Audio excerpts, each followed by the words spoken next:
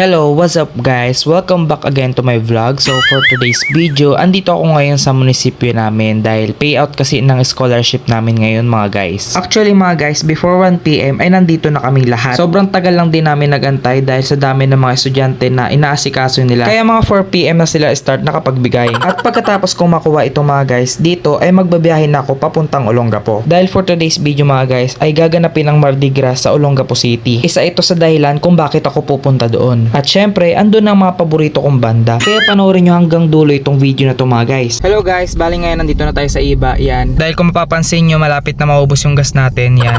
So magpapagas muna tayo mga guys. At pagkatapos ko maggas mga guys, dito ay nagpatuloy na ako sa biyahe ko. 4 hours din ang biyahe ko dito mga guys from Masinloc to Olongapo. At makalipas ang ilang oras, touchdown Olongapo City. Dito mga guys ay sobrang traffic na papasok ng gateway.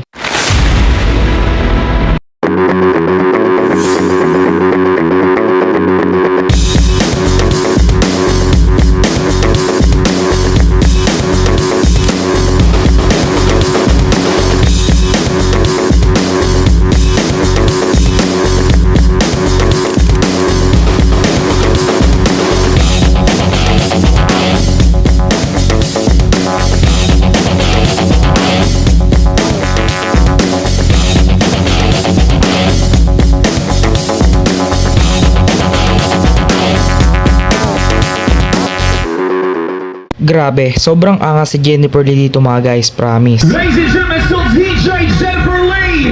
Dito mga guys ay hindi pa ganun karami ang mga tao. Pero nung lumabas ang Magnus Heaven dito mga guys, grabe, sobrang dinumog sila ng mga tao. At grabe, ang angas ng entrance nila dito mga guys.